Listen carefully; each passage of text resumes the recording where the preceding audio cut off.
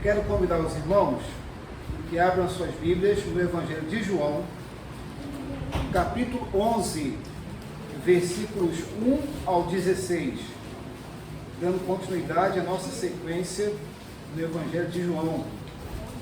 Agora nós temos a oportunidade de, ainda que você esteja presente ao culto, e durante a semana, se você quer refletir sobre o que foi lido e pregado, você pode acessar o canal da igreja, a mensagem estará gravada lá, tá bom? Evangelho de João, capítulo 11, versículos 1 ao 16. Um texto muito conhecido, que trata sobre a morte de Lázaro.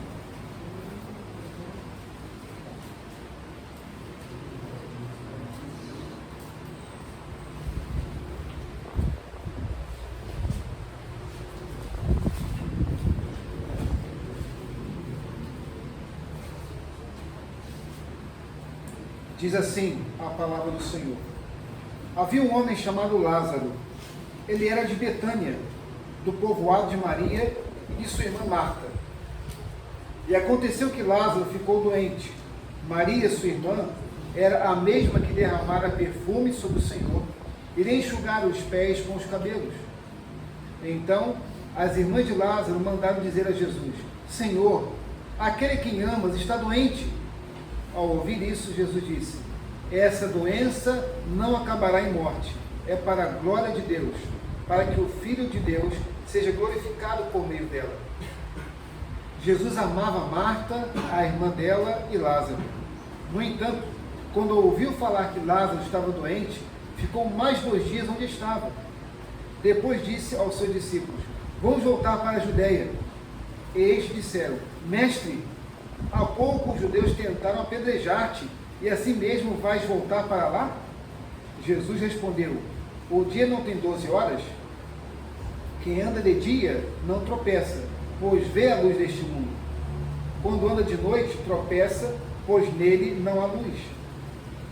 Depois de dizer isso, prosseguiu dizendo-lhes: nosso amigo Lázaro adormeceu, mas vou até lá para acordá-lo. Seus discípulos responderam: Senhor, se ele dorme, vai melhorar. Jesus tinha falado de sua morte, mas os seus discípulos pensaram que ele estava falando simplesmente do sono.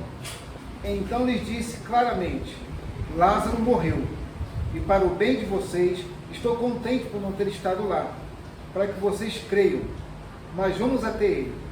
Então Tomé, chamado Dídimo, disse aos outros discípulos: vamos também, para morrermos com ele.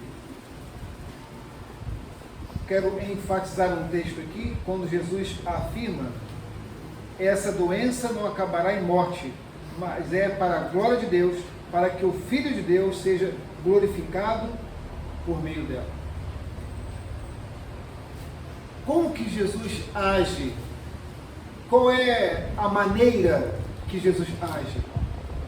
Nós constantemente somos surpreendidos pela maneira surpreendente, curiosa e muitas vezes contrária à nossa vontade, à maneira de Deus agir.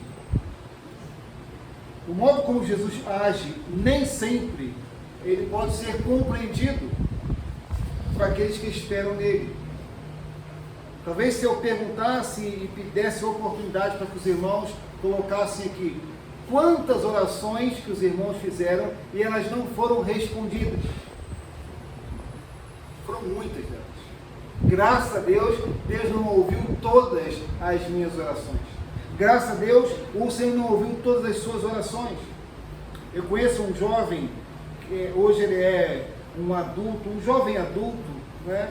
É casado, pai de 2 filhas, crente em Cristo, mas em um momento da sua juventude que ele não tinha Cristo no coração, ele não desfrutava de lucidez por conta disso, e ele afrontava, semelhante a Saulo, quando perseguia a igreja, ele afrontava a igreja do Senhor.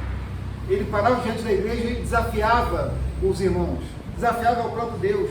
Falava assim: olha, eu estou aqui, se quiser me mate, se isso é Deus de verdade, tire a minha vida, eu estou aqui. E abria a camisa. Ele entrava no mar, nadava mar adentro e dizia: se o Senhor é Deus, me mata, tira minha vida. Graças a Deus, o Senhor nunca ouviu a oração desse jovem. Essa oração insana, sem juízo, sem sabedoria alguma. Ele então aprove a Deus, chegou o tempo de Deus, que ele se curvou, ele reconheceu que Jesus é Deus, que na sua bondade, que na sua misericórdia, Deus não ouviu o seu pedido. Não ouviu o seu pedido para tirar da vida. Deus permitiu então que ele se casasse, tivesse 2 filhas e hoje a família servindo ao Senhor. Que bênção, irmãos! Deus não responder todas as nossas orações, porque Deus nem sempre atende às nossas expectativas. E quando a gente olha para essa passagem, nós percebemos 3 verdades sobre o modo que Deus age, que nos ajudam a evitar pensamentos errados. E por que isso? Primeiramente, quando eu oro a Deus e a minha oração não é respondida, é muito possível que alguém considere Deus injusto, que considere Deus um Deus que não é bom. Nós sabemos que nesse evangelho diluído que nós vivenciamos em nossos dias, por igrejas que não são fiéis à palavra de Deus, ensinam que Deus, ele, embora o chame de Senhor, querem qualificá-lo como servo, querem exigir de Deus, querem reivindicar de Deus algo que a Bíblia nos diz que nós nada temos direito. Tudo que temos é pela graça de Deus. Então, em meio a tanta distorção do Evangelho, para que a gente não desenvolva pensamentos errados, para que os nossos pés não vacilem, que a nossa fé ela seja obscurecida pela incredulidade, para que a nossa fé não seja bloqueada por uma falta de ação de Deus, ainda que temporária. Eu cresci ouvindo, João, que Deus tem 3 respostas para nós: sim, não e qual é a outra? Os irmãos não conhecem. Sim, não e espera, não é? Quem ficou receoso em falar porque orava no sentido assim de relacionamento, né? Ah, Senhor, quem me dera, né? E aí o não, ele vinha como essa resposta, né? Como palavra de consolo. Ah, Deus tem sim, não, eu vou esperar, né? Os adolescentes aqui resolveram esperar em Deus, amém? Né? Esperar a esposa, adolescentes e jovens, né? Esperar o tempo de Deus. Mas, então esse texto nos mostra 3 verdades que nos ajudam a evitar pensamentos errados, né? Eu já citei aqui pelo menos uma centena de vezes sobre o meu amigo de infância, o ex-Paulo Punk, né? Eu preciso renovar minhas ilustrações, mas essa é tão oportuna, né? O Paulo Punk dizia que ele havia entrado para a igreja, né? Estava lá numa igreja pentecostal, paletó e gravata, e evangelizando os seus ex-colegas de copo e usuários de droga, até que um dia eu vi todo sujo, molhado, na porta do bar, em cima de uma poça d'água, e ele falou: Marcelo, eu pedi uma esposa a Deus, ele não pôde me dar. Então, ele fez uma oração a Deus, a sua oração não foi prontamente atendida, Jesus então perdeu o seu valor para ele. Jesus, que é, como nós cantamos aqui, o Deus eterno, o soberano, o nosso grande general, para ele deixou de ser suficiente. Então, quando a gente olha para essa passagem e a gente entende que Deus nem sempre atende conforme a nossa oração, e nós temos que descansar aqui no que a Bíblia diz, que a vontade de Deus, Júlia, ela é boa, perfeita e agradável. Eu vou descansar nisso, tá bom? A primeira verdade que a gente aprende aqui está entre os versículos de 1 a 6. A obra de Jesus, quando demora, não significa falta de amor. Então, quando Jesus toma conhecimento de que o seu amigo, e a Bíblia fala que Jesus amava essa família. É interessante então a gente pensar que Jesus não era alguém que cumpriu seu ministério à distância. Hoje pela manhã nós falamos sobre a importância e a nossa responsabilidade em servir. Jesus, ele ia além disso, ele estabelecia relacionamentos. Ele era amigo da família.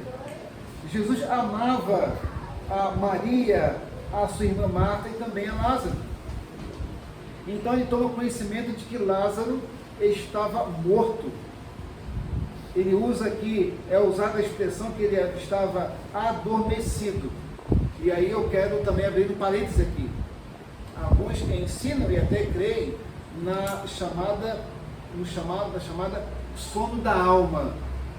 Isso é uma mentira, isso é uma falácia. A Bíblia não nos ensina essa doutrina. Hebreus nos ensina que está ordenado ao homem, após a sua morte, né, ao homem está ordenado morrer uma única vez, depois disso vem o juízo de Deus.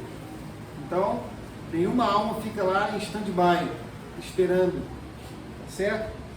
Mas Jesus então, ele demora em atender o pedido de uma pessoa que ele amava, mas não significa falta de amor. O texto nos apresenta de que Jesus amava essa família. No verso 2, uma curiosidade aqui, Maria, sua irmã, era a mesma que derramara perfume sobre o Senhor e lhe enxugara os pés com os cabelos. Nós vamos ver essa passagem mais à frente, né? Ela está no capítulo 12, mas essa história ela era conhecida de todos, não está na ordem da narrativa de João, né? Mas era uma história conhecida por todos, tá certo? O verso 5 então afirma, Jesus amava Marta, a irmã dela, e Lázaro. No entanto, quando ouviu falar que Lázaro estava doente, ficou mais 2 dias onde estava, né? Então, hoje nós vivemos em meio a uma geração muito sensível, não é? Muito delicada, e que o falar algumas coisas se torna ofensivo, ou que deixar de falar também se torna ofensivo. Então, ao olhar para essa atitude de Jesus, poxa, ele amava a família, mas não foi socorrer. Lembre-se que o foco aqui, quando João expõe o seu evangelho, ele tem desde o início a intenção de revelar os feitos do Senhor para a glória de Deus, para evidenciar que Jesus é Deus. Então, por isso o texto diz, de que o que aconteceu, essa doença, verso 4, não acabará em morte, é para a glória de Deus. Então, quando João narra os milagres de Jesus no seu evangelho, é com esse propósito. Jesus transforma água em vinho.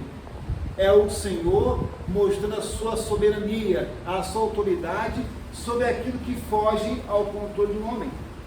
Quando Jesus cura um paralítico de nascença no tanque de Betesda, um paralítico há anos nessa condição, é também para que o nome de Deus seja glorificado, para que ele se manifeste como Filho de Deus, que tem autoridade sobre toda e qualquer consequência do pecado na vida do homem. É por isso que nós, no domingo passado, os religiosos, os judeus, exigindo de Jesus uma resposta. Olha, se o Senhor é Jesus, se o Senhor é o Messias, é o Cristo, revela-se a nós. Fale logo. Tire de nós essa dúvida, essa inquietação. Então, havia expectativa sobre isso. Quem é esse homem?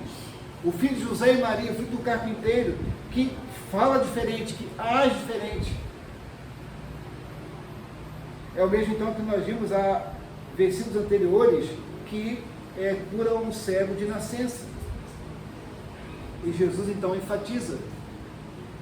Não foi, ele explica aos discípulos, não foram os seus pais que pecaram, não foi ele que pecou, mas isso aconteceu para a glória de Deus. E às vezes nós lemos textos como esse e a gente não aplica na nossa vida. Isso aqui valeu para aquele paralítico à beira do tanque. Isso aqui valeu para aquele cego de nascença. Isso aqui foi importante para o povo da época de Jesus no seu ministério terreno.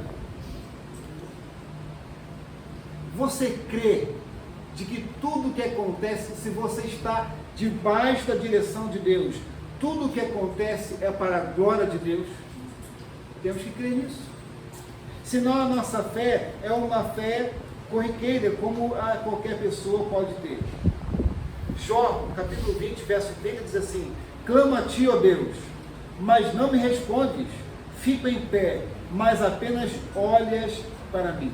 Jó, em suas aflições, ele tem o entendimento de que, embora ele clamasse a Deus, embora ele ficasse de pé numa atitude de reverência a Deus, ele fala: o Senhor apenas olha para mim. O Senhor não responde. Deus está em silêncio, aparentemente. Lucas 18:7 diz: acaso Deus não fará justiça aos seus escolhidos, que clamam a Ele dia e noite?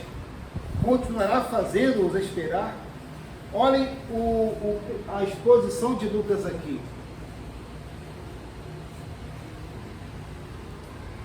Acaso Deus não fará justiça aos seus escolhidos, que clamam dia e noite?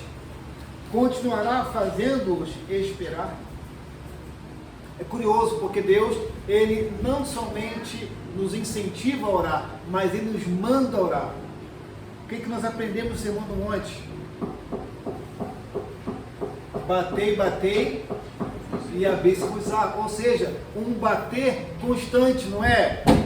Senhor, eu estou aqui, eu exijo, eu fiz a minha parte, eu sou dizimista, eu participei de tantos cultos. Não, é nesse sentido. Suavemente e constantemente. Oração constante, oração perseverante. Batei, batei e abri-se-vos-á. Então, embora Deus nos ordene, nos incentive a orar, o apóstolo Paulo vai repetir esse princípio, que nós devemos orar constantemente, em todo o tempo. Não significa que, como crianças mimadas, o nosso desejo será realizado. Pense naquela criança pirracenta, aquela criança mimada, que não tem aquele brinquedo específico. Às vezes os pais só podem dar um brinquedo semelhante àquele, mas não aquele exatamente. E aquela criança, olha o contraste aqui, aquela criança, ela exige dos seus pais aquele brinquedo. Ela sapateia, ela chora, às vezes agride o pai e a mãe publicamente. É um brinquedo que não ganha, é um doce, é um sorvete que não toma. Isso é comum a crianças, literalmente, e crianças mimadas. O Senhor não nos trata dessa maneira. Ou, se nós nos portamos como crianças mimadas, o Senhor nos coloca em nosso lugar. Nos disciplina, nos diz não, nos aflige, porque Deus repreende aos filhos que amam. Então, o fato de Jesus demorar não significa falta de amor, pelo contrário, é bênção, né? É bênção. Segunda verdade que nos ensina, que nos ajuda a evitar pensamentos errados sobre o Senhor, estão entre os versículos 7 a 10. A obra de Jesus, quando programada, ocorre no tempo próprio. O texto fala assim: depois disse aos seus discípulos: vamos voltar para a Judeia. E eles disseram: mestre, há pouco os judeus tentaram apedrejar-te, e assim mesmo vai voltar para lá? Jesus respondeu: o dia não tem 12 horas? Quem anda de dia não tropeça, pois vê a luz deste mundo. Quando anda de noite, tropeça, pois nele não há luz. Então, o Senhor, Ele tem o seu tempo. É bom nós lembrarmos que o tempo é algo nosso. O nosso culto começa às 19 horas, normalmente termina às 20h30, pode demorar um pouquinho, né? A nossa CBD começa às 9, os irmãos acordam para ir trabalhar e estudar às 5, 5h30, 6 horas. Nós estamos marcados pelo tempo. O tempo é algo que marca a nossa natureza, mas Deus, Ele é atemporal. Não existe isso. Passado, presente e futuro, eles estão constantemente ante Deus, num só momento. Tá certo?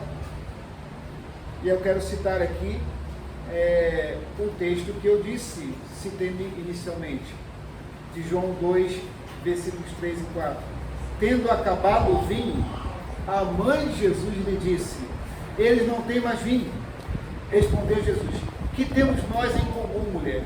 A minha hora ainda não chegou. Então, Jesus tem o tempo dele, o tempo da sua ação. Deus não vai agir tardiamente. Deus não vai, mas como foi a colocação de Maria e Marta, se o Senhor tivesse vindo um pouquinho antes. Senhor, como que, quase que como um sinal de não conhecer a Cristo. Olha, se o Senhor fosse um pouquinho mais atento, se o Senhor tivesse fosse mais observador, se eu fosse mais rápido, meu irmão não estaria morto. Irmãos, a nossa tendência, do nosso coração pecaminoso, entendam isso, a inclinação do nosso coração pecaminoso é quando a nossa vontade pessoal, nosso desejo, ele não se cumpre. O velho homem, ele se levanta, ele se rebela contra Deus. Nós queremos nos colocar no lugar dele, nós nos assentamos no trono do nosso coração e no auge da nossa arrogância, nós dizemos: poxa, por que Deus fez isso comigo? Por que Deus não me abençoou assim? Por que Deus não mudou tal situação? Por que tal pessoa adoeceu, morreu? Olhando para a minha cidade, por que Deus permitiu tamanha tragédia? Eu citei aqui um pastor amigo, o pastor Paulo Sérgio. Ele perdeu tudo. Ele só tem a sua casa na memória. A barreira cobriu tudo. Irmãos, são oportunidades para crescimento. São oportunidades, as aflições da vida, o aparente demorar de Deus, é Deus provando o nosso coração. Quem é, como se Deus perguntasse, quem é o pastor Paulo Sérgio? Ou como ele reagirá quando eu tirar o que ele tem? Oportunidade de demonstrar fidelidade.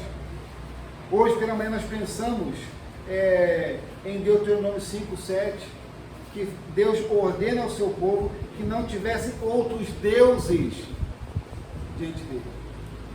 Falamos sobre prioridade, falamos sobre nossa ocupação, sobre possíveis deuses que estabelecemos em nossa vida. E não é o caso, mas pastor Paulo Sérgio e tantos outros que perderam bens e familiares, se tivessem essas coisas e pessoas no altar do seu coração, sem dúvida haveria murmuração, reclamação de Deus. Deus prova a mim e a sua fidelidade quando as coisas vão mal ou quando nossas orações não são respondidas. Nós temos também que estar atentos às nossas orações, às vezes merecidamente não são ouvidas. Tiago fala que nós não sabemos como orar. Muitas vezes as nossas orações, elas são orações tolas. A gente faz orações sem sentido. Oramos, mas não em conformidade com a palavra. Não faz sentido. Então o alvo de Deus é a glória do seu nome e a nossa edificação. Talvez, se algum de nós tivesse muito recurso financeiro, digamos que se alguém aqui não se revelou ainda, né? Mas digamos que se houvesse entre nós alguém muito rico, e você pudesse, olha, eu numa condição de dizer, olha, eu não preciso mais trabalhar, e eu posso financiar um novo tempo da igreja com o meu café da manhã, se eu quiser. Digamos que houvesse alguém assim. Será que você estaria aqui Será que você estaria dobrando seu joelho, clamando a Deus, orando a Deus? Será que você seria fiel a Deus, anunciando o seu evangelho, ensinando a outras pessoas o caminho que devem andar? Será? Deus, então, no auge da sua sabedoria, como fonte da sua sabedoria, Ele nos mantém onde estamos, nos mantém no nosso lugar, para que a gente viva na dependência dEle. Talvez algumas orações que nós fazemos, sempre ouviremos não de Deus. Talvez sempre ouviremos o não de Deus.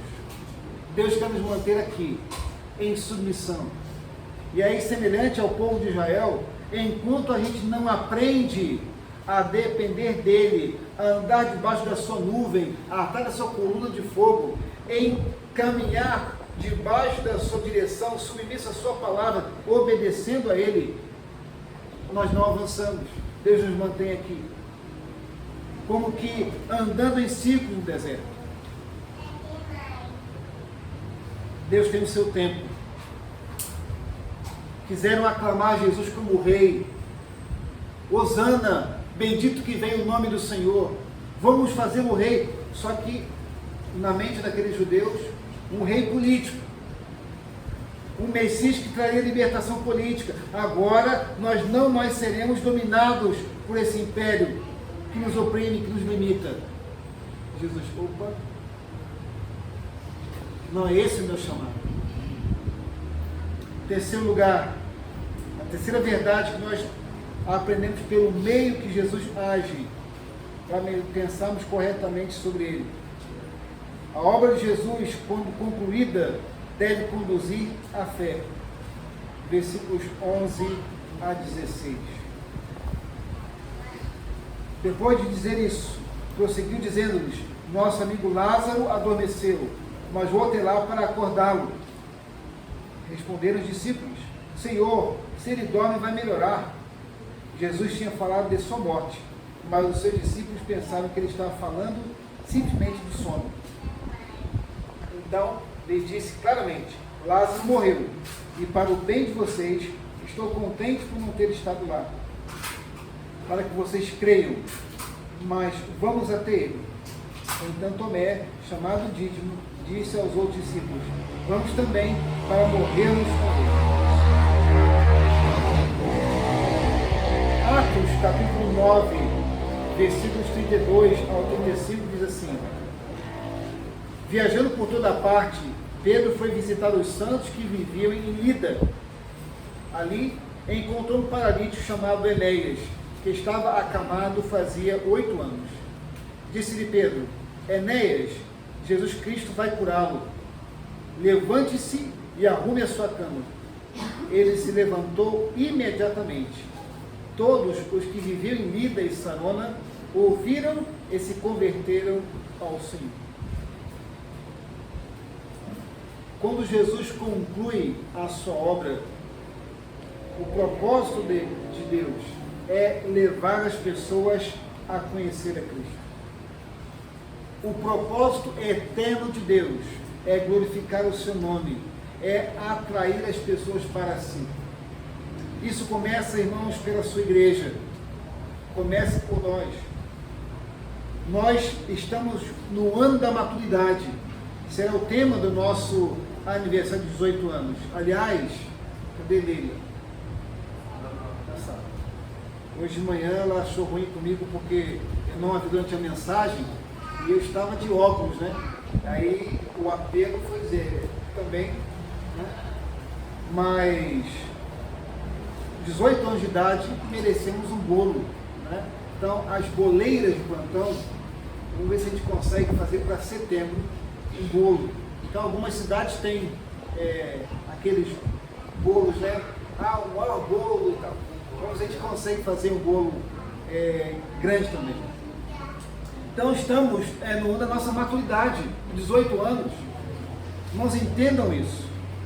Talvez alguma aflição, algum sofrimento, talvez alguma angústia, alguma ausência de resposta de Deus, seja Deus te comunicando a necessidade de você confiar nele, depender dele, voltar-se para Deus. A música da minha adolescência, quero voltar ao início de tudo. Seguir os teus caminhos, Senhor. A maneira que Deus age em meio à vida das pessoas que não creem nele, o evangelho é pregado, a pessoa ouve, negligencia, rejeita Deus, vive a sua vida, e Deus então permite que o sofrimento venha, que a dor venha, e ela se dobre. Como a gente costuma dizer, não veio por amor, veio pela dor. Muitas vezes esse dito popular, ele se torna realidade. Então, Deus tem o seu tempo. Né?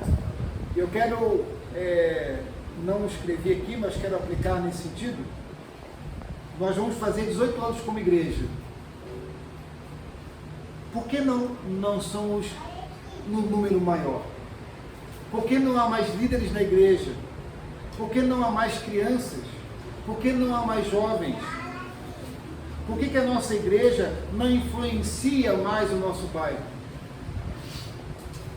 O problema está em Deus? Jamais. Nos falta poder da parte de Deus? Nos falta palavra? Nos falta direção sobre o que fazer? Não. Eu disse uma vez que se Deus não nos dá filhos na fé, é porque talvez nós não tenhamos condições de fazê-los crescer na comunhão com Deus. Como Pedro fala, aqueles que são crianças em Cristo devem ser alimentados do genuíno leite espiritual. Talvez a nossa imaturidade na caminhada com Cristo, o Senhor não confia em nós para que nos dê novas criaturas. Então o Senhor nos mantém ao longo desses 18 anos do mesmo tamanho.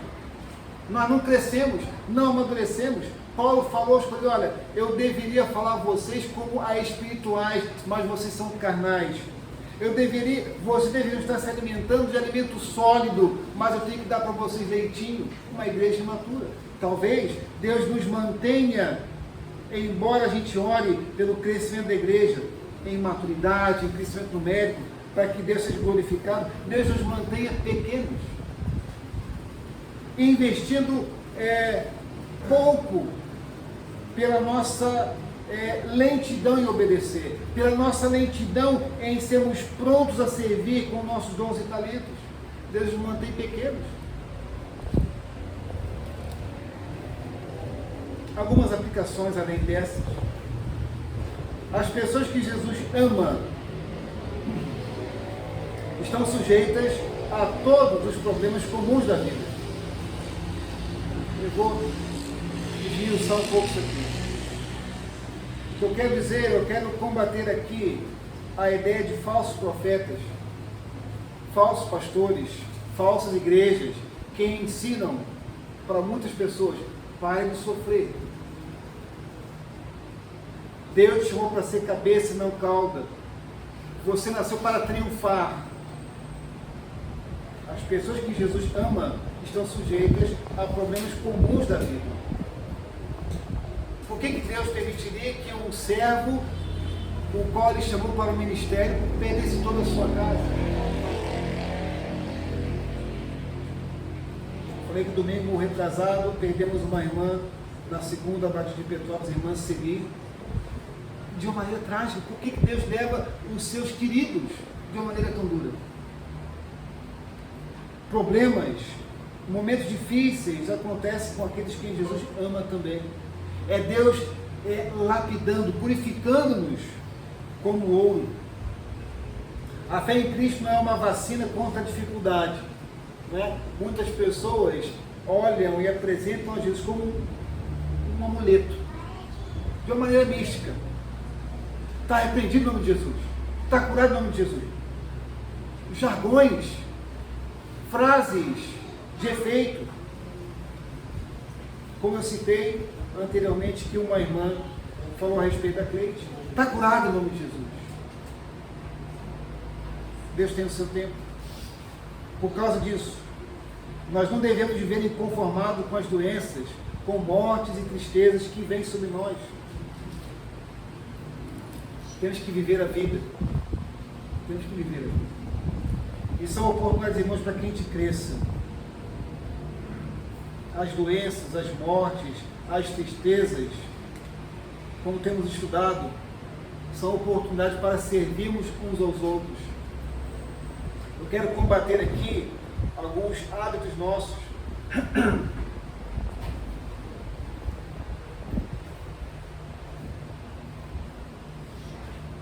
Com todo respeito àqueles que dizem: não vou a velório, não me sinto bem. Eu prefiro guardar na memória a lembrança daquela pessoa enquanto eu estive com ela. Eu respeito isso. Mas eu quero que os irmãos pensem, aqueles que pensam assim, que pensem além. Primeiro, de uma maneira bem radical, quem vai carregar o seu caixão? Eu já fui em velórios que eu e algumas pessoas tivemos que olhar para o lado como que um pedido para que alguém mais pegasse o caixão. Não havia pessoas, e a gente normalmente carrega um caixão no número de 6 pessoas, não haviam pessoas, lógico que a gente havia mulheres, mas não havia homens o suficiente para carregar um caixão. Quem vai carregar o seu caixão, o meu caixão? Pelo menos isso.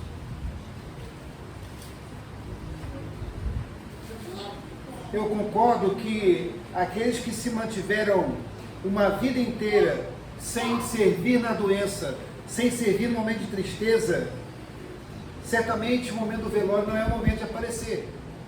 Talvez tais pessoas vão por um desencargo de consciência, mas eu quero me dirigir àqueles irmãos em Cristo que estão atentos a isso, mas que nesse momento de profunda dor, alguém que perdeu alguém que ama precisa, não é de uma palavra nossa, mas de um abraço. Precisa de nos ver. É uma maneira de servir. De uma visita enquanto doente. De ouvir a tristeza de alguém e compartilhar com ela. Se Jesus permite, se Deus permite as aflições na vida, é para que a igreja seja praticante do Evangelho nessas horas. Não há espaço, irmãos, para nosso orgulho pessoal, para nossos sentimentos. Eu não gosto, eu prefiro não ir. Se tal pessoa passa mal, que passe, mas vá. Mas vá. Terceiro, aprenda a aceitar o fato de que Jesus nem sempre faz o que pedimos. Ficou claro para nós. Não é? Nós temos que primeiramente pensar, será que a minha oração é uma oração sábia? Ah, Senhor, você me deu um carro zero. Qual o propósito? O carro que eu tenho, o pai que meu sogro me deu em 2014, não me leva para onde eu preciso ir? E se eu não tivesse, eu não poderia, eu demoraria, mas eu não chegaria lá de ônibus. Ah, se eu sou teu servo, me dá um carro novo. Eu sou fiel ao Senhor. Exigir de Deus. Uma oração tola. Mas ainda que ore com sinceridade diante da palavra de Deus, Deus tem o seu tempo, nem sempre Ele vai atender o meu pedido. Eu e Cleide perdemos 2 bebês, um antes de Davi e outro depois. Os irmãos sabem que eu sempre quis ter uma filha chamada Késia. Deus não atendeu esse pedido. E por quê? Eu não sei. Talvez se um dos 2 bebês que nós perdemos fosse uma menina, Deus, conhecedor de todas as coisas, talvez esse bebê não fosse para a glória de Deus e para a nossa edificação. Aprenda também que muitas vezes Deus, Ele demora em atender. A fé verdadeira não é somente a que remove montanhas, é também a que aprendeu a esperar. Há uma música aqui que me incomoda quando a gente canta, eu gostaria, eu particularmente não canto, porque ela tem um misto aqui de ideias. Ela tenta expressar a fé, mas de alguma maneira também ela expressa uma certa obrigatoriedade de Deus. Quando a gente canta que que a gente fala sobre Deus vai nos fazer, se Deus não abrir o mar, Deus vai nos fazer andar sobre as águas. Nem sempre. Nem sempre. Nem sempre as circunstâncias serão favoráveis. Eu vou ter que esperar muitas vezes. E é verdade, irmãos, que não são os mais jovens, mas nós adultos também, nós não temos paciência para esperar. Pense você numa fila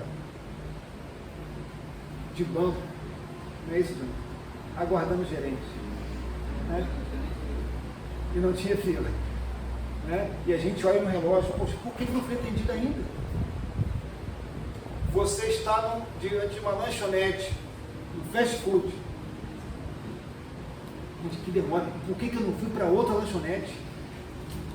Porque a gente aprendeu a não esperar.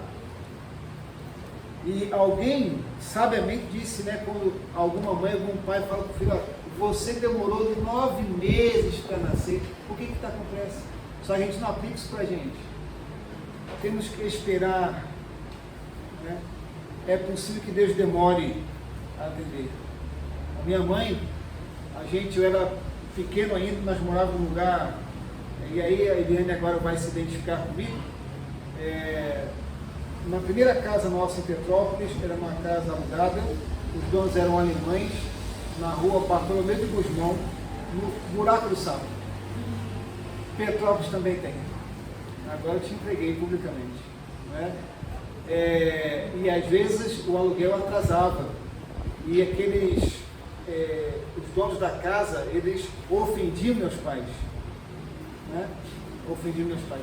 E minha mãe, ela crente, ela orava a Deus para que Deus desse a ela um barraquinho que fosse dela. Ela não pediu uma casa luxuosa, ela queria um barraco que fosse dela.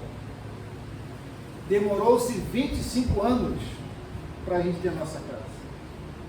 25 anos. Então, muitas orações nossas, as respostas demorarão a vir. Quarto e último. Quando Cristo fizer uma obra maravilhosa em sua vida, testemunhe sobre isso. Compartilhe na intenção de levar outros à fé. Apresente o Evangelho. Irmãos, nós somos falhos nisso. Eu penso que os nossos irmãos pentecostais têm o hábito de dar oportunidade, não é isso? Né?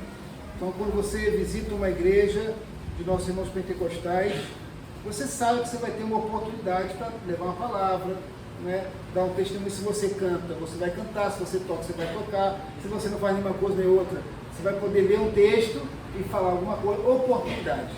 Né? Se você tem um testemunho de vitória, então aí você é o pregador da noite. Né? Nós não temos esse hábito.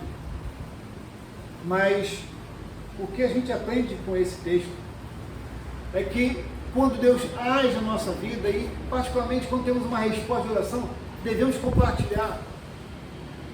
Para que as pessoas pensem, olha, eu orei por isso, Deus me respondeu. Agora, além disso do que Deus fez, e na EBD normalmente alguém compartilha um livramento, particularmente, devemos compartilhar isso, mas a gente deve aproveitar a oportunidade para falar, o Deus que me livrou, o Deus que respondeu a minha oração, é o Deus que salvou a minha vida. Eu vivia assim e o Senhor me transformou. Então, a semelhança da mulher samaritana, que no diálogo com Jesus, ela saiu correndo para o seu povo. E ela fala, encontrei o Messias. E logo depois aqueles homens disseram, olha, nós hoje cremos no Senhor, não pelo testemunho dela, mas porque agora nós o conhecemos e ouvimos do Senhor. Amém? Então, meus irmãos, que essa palavra nos dê ânimo para continuar orando biblicamente. Que essa palavra nos dê ânimo para entender de que tudo que Deus faz não é obrigatoriamente para o nosso bem, mas para a glória dele. Para que o Filho de Deus seja reconhecido como o Senhor, que a gente aprenda a esperar. Né? E eu ouço, né, de uma criança presente com sobrenome Fonte Firmino, não vou falar o primeiro nome, eu ouço de que, assim, eu não tenho paciência para essas coisas. Como é possível um cidadão no auge dos seus 11 anos não tem paciência para isso? Nós precisamos aprender a esperar, né? Aliás, as crianças cantam essa musiquinha, né? Tenho que aprender a esperar. O Senhor desenvolva em nós esse fruto do Espírito, paciência, né? Orando corretamente, orando biblicamente, e que a gente possa se alegrar com o tempo da resposta de Deus, testemunhar pela glória de Deus. Vamos orar mais uma vez? Pai bendito, muito obrigado, porque o Senhor não age conosco conforme o nosso tempo, a nossa vontade. É verdade que a vontade do Senhor é sempre boa, perfeita e agradável. Por isso, ó Deus, quando nós orarmos, nos faça lembrar disso, que o Senhor ressuscitou Lázaro no seu tempo, com um propósito muito bem definido, a glória do teu nome. O Senhor age de maneira diferente, porque o Senhor é Deus. Se o Senhor agisse conforme o nosso pensamento, o Senhor seria como nós, mas o Senhor é Deus. Ajuda-nos, ó Deus, a sermos fiéis quando a resposta for não. Ajuda-nos a continuarmos orando como sinal de dependência quando ouvirmos o espera. Ajuda-nos, ó Deus, a te servir, a te adorar quando aparentemente o Senhor parecer em silêncio. Abençoa a tua igreja, Deus, com a tua vida, com a direção do teu Espírito, com o fruto do Espírito em nossa vida. Oramos em nome de Jesus, Pai. Amém.